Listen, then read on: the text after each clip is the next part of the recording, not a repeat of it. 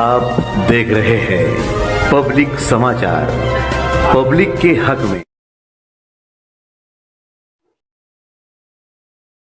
आज के इजलास के बारे में बताएं, क्या डिसाइड हुआ है? बिस्मिल्लाहिर्रहमानिर्रहीम व बिही नस्तईन।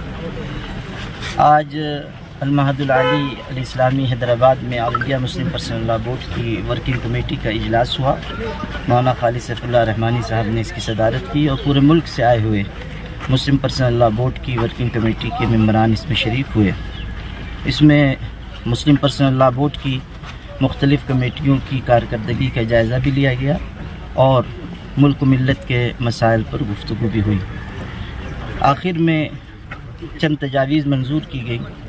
उनमें से एक तजवीज़ इबादत गाहों से मुतल्लिक़ है।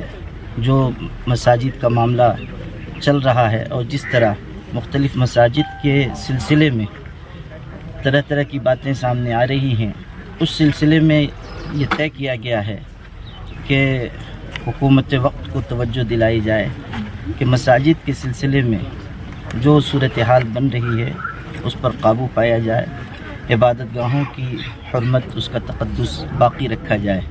इस सिलसिले में लीगल कमेटी हमारी आगे काम कर रही है।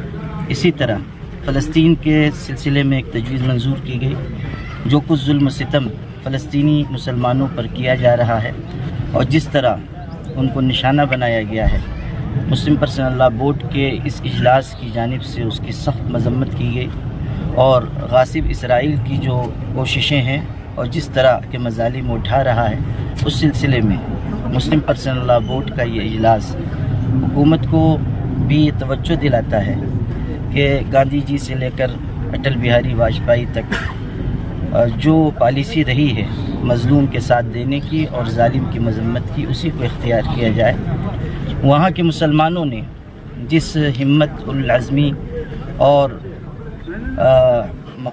मकामात मुक़द्दसा की दिफा के लिए जो कुछ कुर्बानियाँ पेश की हैं, उसकी तहसीन भी की गई।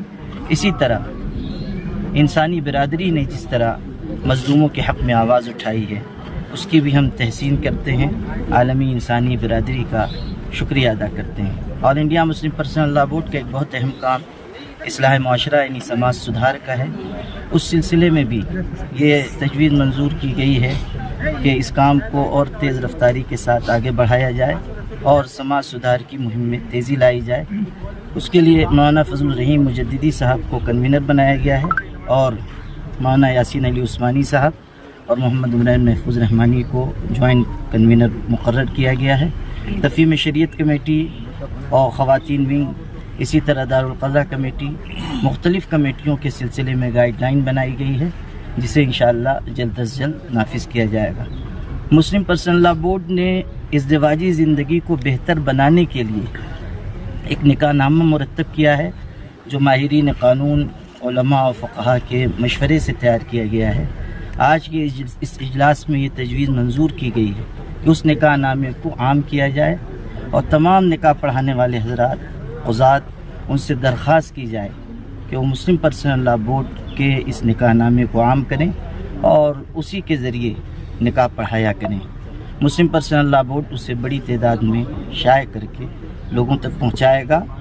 मुसलमानों से भी गुजारिश है, अइम्मा, उलमा, निकाह खां, काजी हज़रात से भी गुजारिश है कि वो इस सिलसिले में पूरी तवज्जो दें। इसके अलावा मुस्लिम पर्सनल लॉ बोर्ड ने इबादत गाहों के मसाइल पर भी गौर व फ़िक्र किया है और लीगल कमेटी को इसके सिलसिले में हिदायत दी गई। औक़ाफ़ के सिलसिले में भी गौर व ख़ौज़ किया गया। वक्फ़ के सिलसिले में कमेटी बनी हुई है और औक़ाफ़ के सिलसिले में मुस्लिम पर्सनल लॉ बोर्ड पूरी तरह फ़िक्रमंद है। उस पर भी इंशाअल्लाह जल्द कानूनी कार्रवाई की जाएगी। जो इबादत गाहों के सिलसिले में कानून बना हुआ है, उस पर भी गौर व ख़ौज़ किया गया है और इंशाअल्लाह उस सिलसिले में भी लीगल टीम हमारी कुछ काम आगे बढ़ाएगी।